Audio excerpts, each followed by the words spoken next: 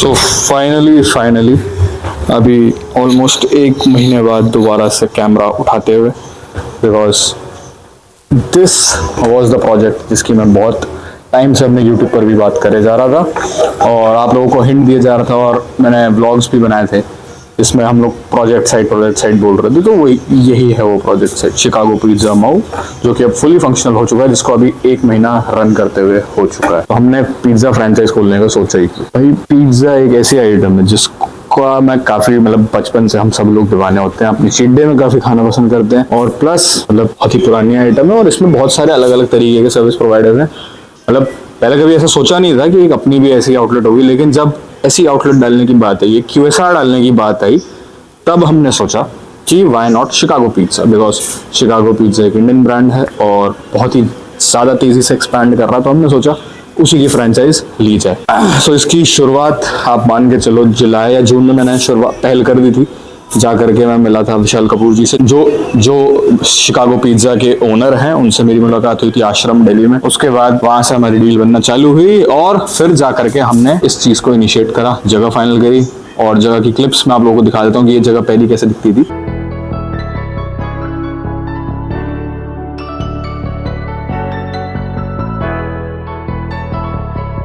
उसके बाद जो सेकंड मेजर स्टेप था वो that was sourcing the raw materials, क्योंकि हमने डिसाइड करा कि फ्रेंचाइजी मॉडल में जो कंपनी आपको सामान प्रोवाइड करती है, अब मैं ये नहीं कहूँगा कि उनकी क्वालिटी में कुछ खराबी है, वो हमारी चॉइस थी कि हमने सामान बाहर से सोर्स करा।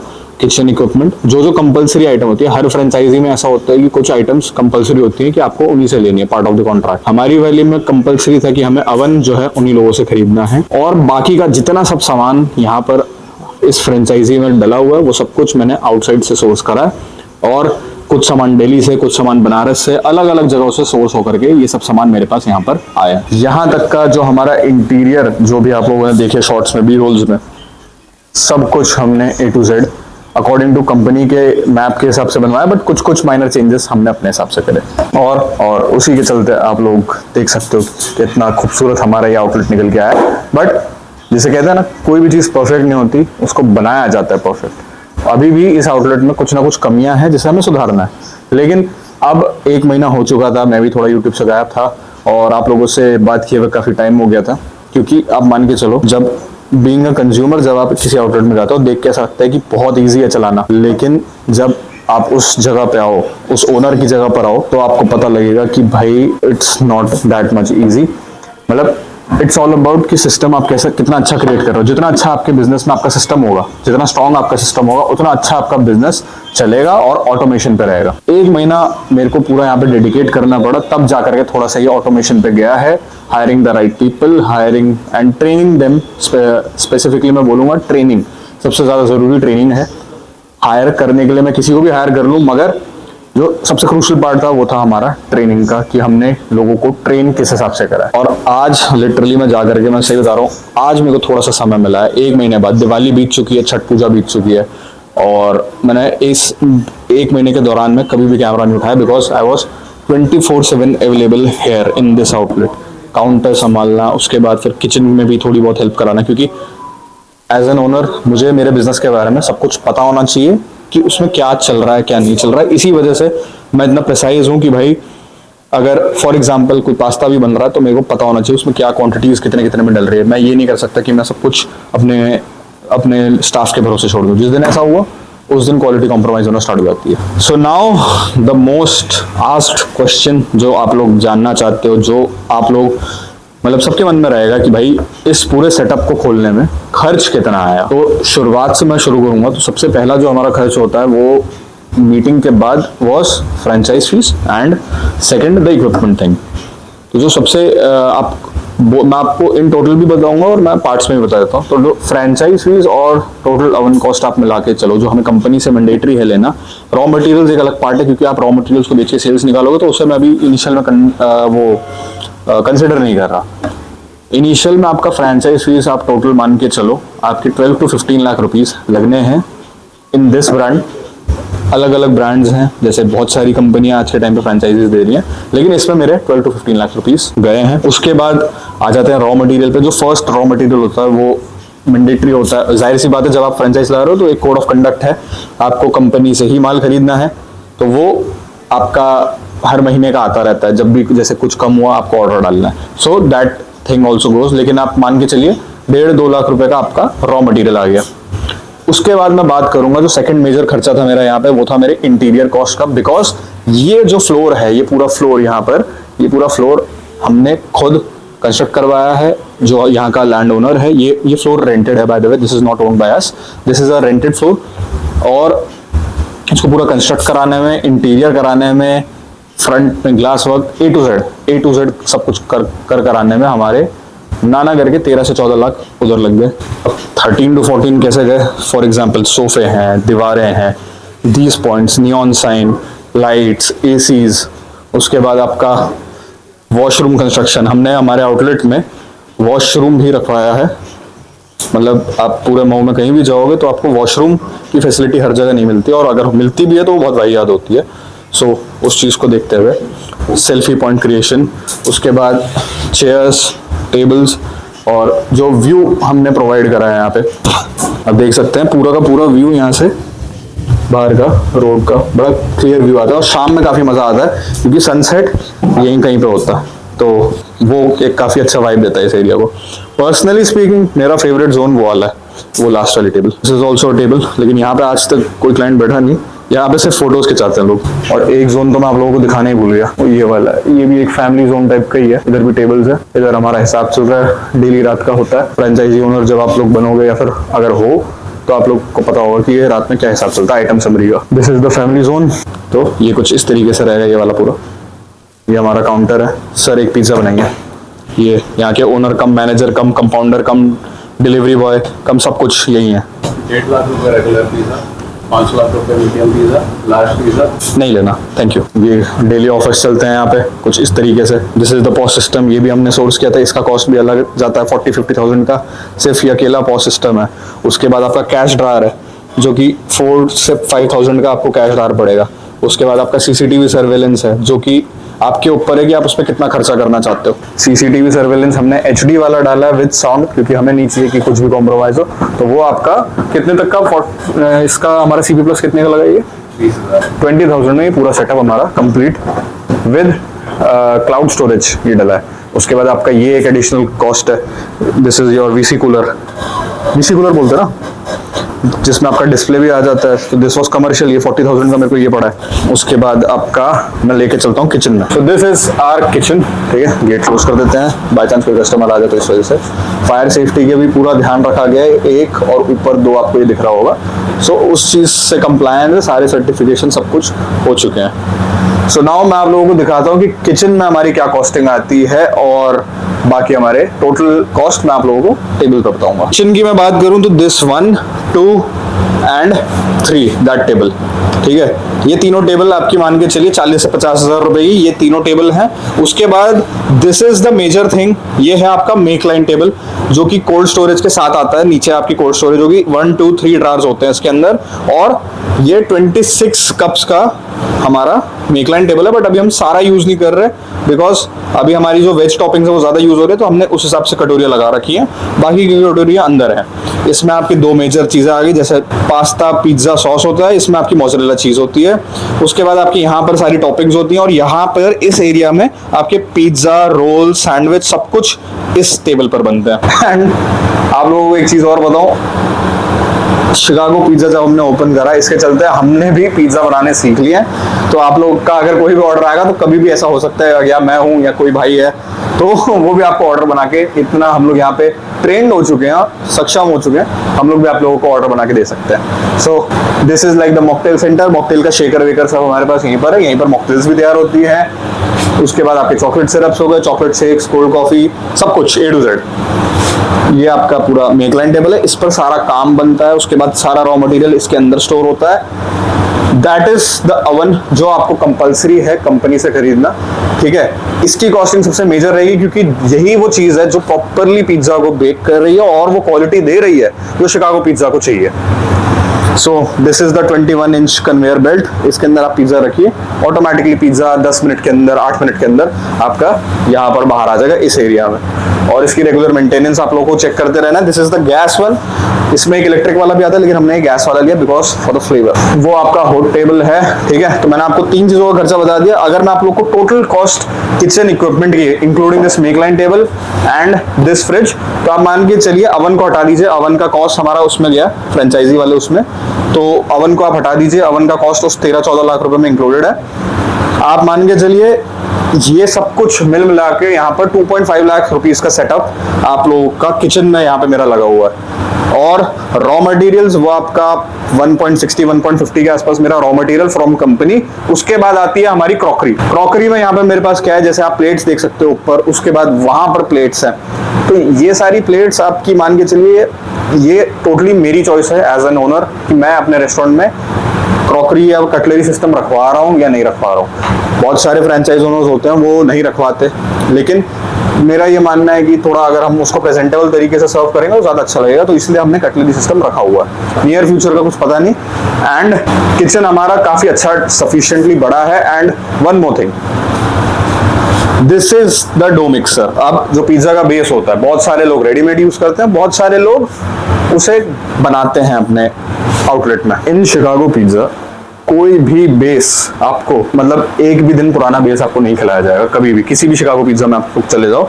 ये इसकी सबसे खास बात है क्योंकि इसके जो बेस हैं वो फ्रेश हर दिन बनते हैं, उसके बाद कस्टमर्स को सर्व होते हैं, जो कि हमने भी एज अ फ्रेंचाइज ओनर यहाँ पर देखा है और टेस्ट भी करके देखा है। लिटरली टेस्ट बहुत अलग होता है। अब हर किसी को पिज्जा का टेस्ट ना अपना अपना सबका एक स्पेसिफिक टेस्ट है। बहुत लोगों ने डोमिनोज खाया हुआ है, बहुत लोगों ने पिज्जा हट खाया हुआ है। तो जो फ्रेश पिज्जा का टेस्ट होगा वो थोड़ा सा आपको क्रंची रहेगा because it is getting cooked properly. इस वजह से इनके जो बेस होते हैं वो लाजवाब है, उसका कोई कंपटीशन नहीं है, ठीक है। तो ये हमारे यादव जी हैं, ये हमारे हेड शेफ हैं। ये आप ऑर्डर लेके आए हैं, एक बार केओटी दिखाइए। So this is like the KOT. ये किचन ऑर्डर टिकट होती है, ये आती है जैसे अभी यहाँ पर आया हुआ है, क्या है 4 चीज पिज्जा रेगुलर। अब ये देखिए ये 4 चीज पिज्जा कैसे लगाते हैं। किचन में घुसने का सबसे पहला नियम ही यही है हमारा कि we have to wear the hair mask, because उसके बिना कोई भी ऑर्डर अधूरा है, मतलब कुछ भी गलती की गुंजाइश नहीं रहनी चाहिए। And the hand glove, this is his uniform. अभी इन्होंने शेफ कोट उतार दिया क्योंकि क्लोजिंग का टाइम हो रहा है, बट एक ऑर्डर आ गया तो हम ले रहे हैं। So this is the apron, ताकि पिज्जा के स्टेन्स या कुछ भी सॉसेस वगैरह इनके कपड़ों पे ना लगे या कपड़ों से कोई भी चीज ट्रांसमिट ना हो। अंदर एक लाइट और लगानी चाहिए इसके, नहीं अंदर एक लाइट होनी चाहिए, पर हीट हो जाएगी तो जल जाएगी, कोई बात नहीं। ये सारी यहाँ पर चेकलिस्ट बनी हुई है इन लोगों की, जो हमारे स्टाफ है। This is like the kitchen management checklist for manager. ये सारी मैंने बनाई हुई है कि इन सबको, ये all electrical and equipment checklist, ये तीनों चेकलिस्ट इन्हें आ करके हमेशा फॉलो कर दी हैं। अब जैसे आप लोग देख सकते हैं, this is the regular pizza का बेस, जो कि बेस हमारे पास रेडी है। We just have to add the toppings and sauces.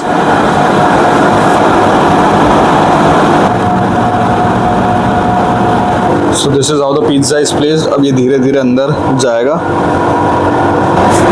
यहाँ से हमारा पिज्जा निकलेगा। This is the cutting area, यहाँ पर पिज्जा को तैयार किया जाता है। उसकी कटलरी नीचे है। अगर पैक का ऑर्डर होता है तो पैक के ऑर्डर इधर बॉक्स से लगते हैं। और ये सारे कटर्स है हमारे पास।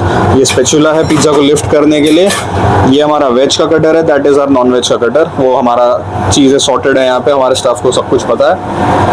उसके बाद ये हमारा पैकेजिंग एरिया एक और है, जहाँ पर सीजनिंग सब कुछ एक साथ कैरी बैग्स में डाली जाती है। अभी आप लोग मान के चलिए, ये तो हमारी स्पीड हो गई। ये 273 फ़ारेनहाइट्स पे, ये सेल्सियस पे, सॉरी फ़ारेनहाइट मैंने गलत बोल दिया। 273 डिग्री सेल्सियस टेम्परेचर इसके अंदर है। मतलब ये इतना गर्म है अभी कि अगर मैं 1-2 सेकंड के लिए भी अपना हाथ इसके पास ले जाऊंगा, मेरी ये स्किन जलना स्टार्ट हो जाएगी। तो ये इस लेवल पे हीट करता है। अभी तो ठंड का टाइम है तो थोड़ा टेम्परेचर ये हम लोग एडजस्ट कर पा रहे हैं, लेकिन गर्मियों में मेरे को एक्सपीरियंस करना है। अभी हमने पहली गर्मी एक्सपीरियंस करी नहीं है यहाँ पे। जब गर्मियाँ आएंगी तब मुझे देखना है कि भाई हम इसका टेम्परेचर यहाँ पर झेल पा रहे हैं कि नहीं पा रहे हैं, या फिर हमें एक AC यहाँ पर लगाने की जरूरत है कि नहीं है।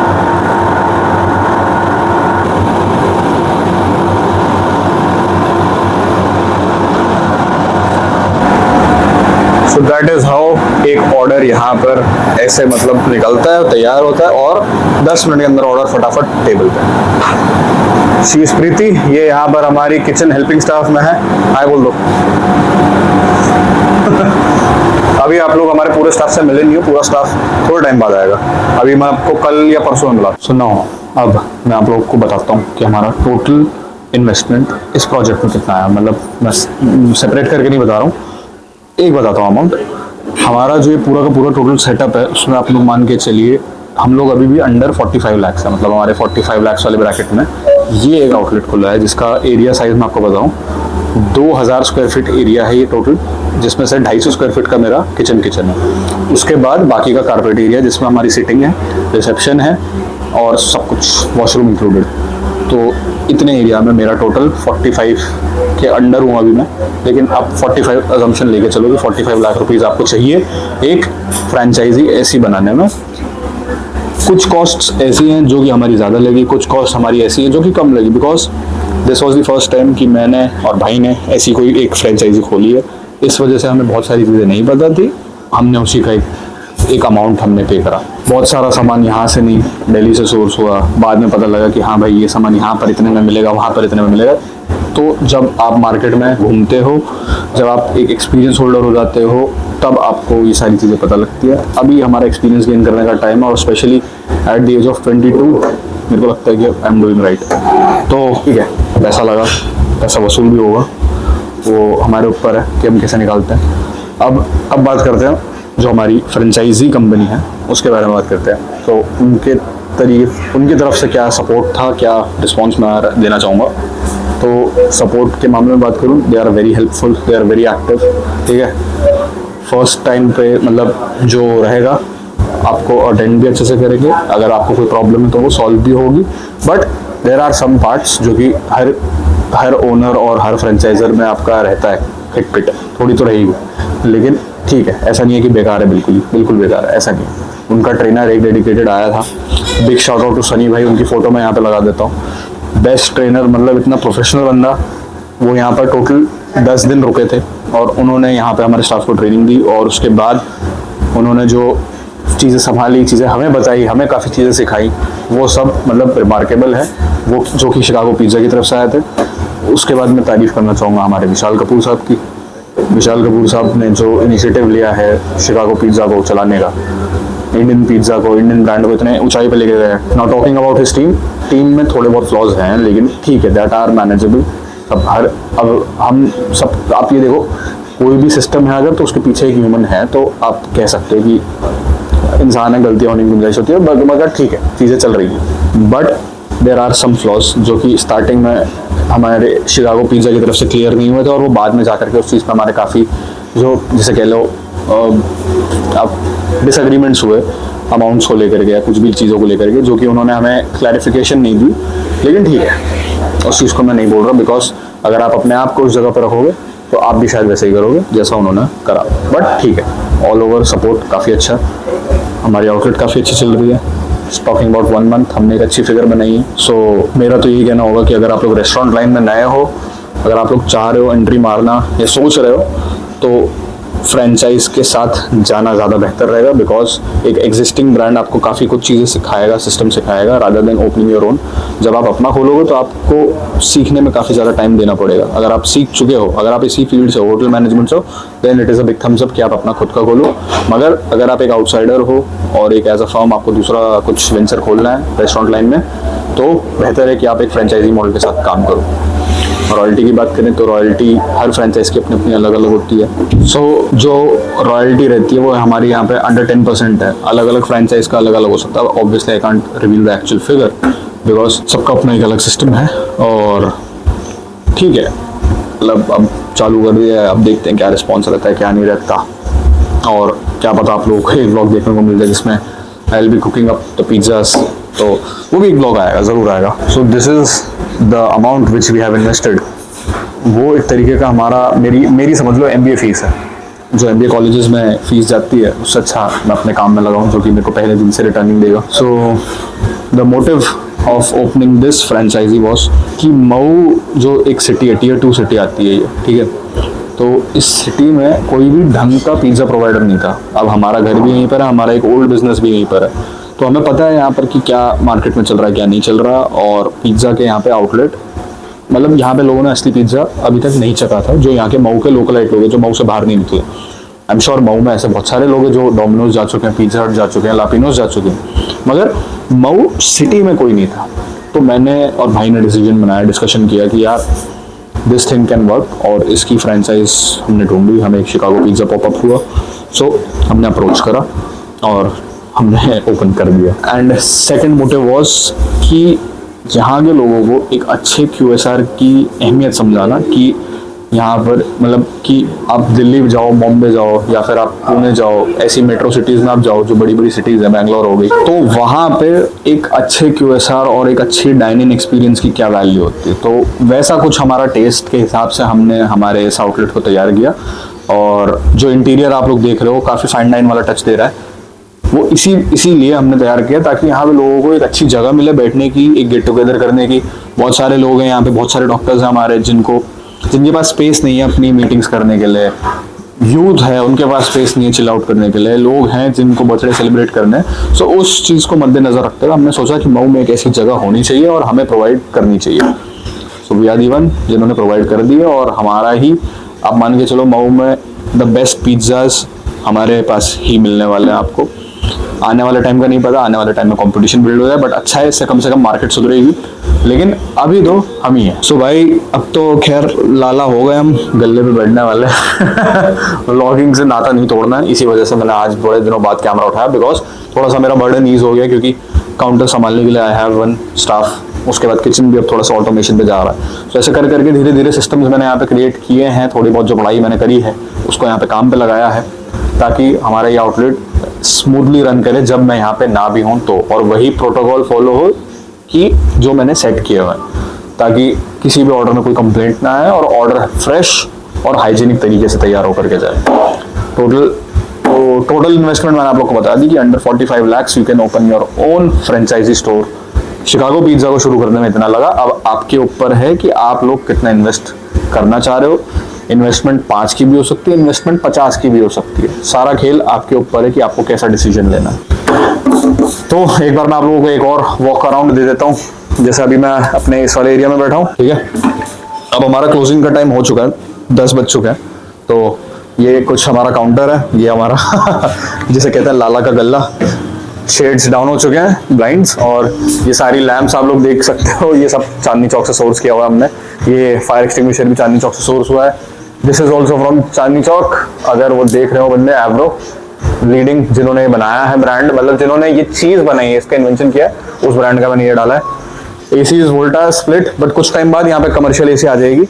अभी मीनवाइल के लिए हमने डाल दी बिकॉज हमें आउटलेट जल्दी से तैयार करना था। This is also kind of selfie point, and here is a signage board that you are under CCTV surveillance, ताकि यहाँ पे कोई गुफ्तगू ना करे। और ये थोड़ा सा एरिया जैसे मुझे सुधारना है, आई एम सो बिग। अभी यहाँ पर और इंप्रूवमेंट्स होंगी, धीरे धीरे आप लोग ब्लॉग देखोगे, आप लोग को पता लगता रहेगा कि अभी हम लोग इसमें क्या क्या चेंजेस और करने वाले हैं। बहुत सारी चीजें हैं जो यहाँ पे चेंज होने वाली हैं, बहुत सारी चीजें आप लोग नोटिस कर भी सकते हो, लेकिन बहुत सारे लोगों को नहीं भी समझ में आ रहा होगा। लेकिन वो कहते हैं ना कि अब हमें पता है यहाँ पे क्या चीज डली है, क्या चीज नहीं डली, क्योंकि हमने पहले वाले हाल पे इसे देखा हुआ है। तो अभी सुधार करना है, लेकिन this is how we have opened our outlet. और ये है हमारी, आप मान के चलो, एक सेकंड स्पीकर बंद कर देता हूँ, आप मान के चलो ये है हमारी साल भर की मेहनत, और साल भर की मेहनत के बाद ये है आउटकम।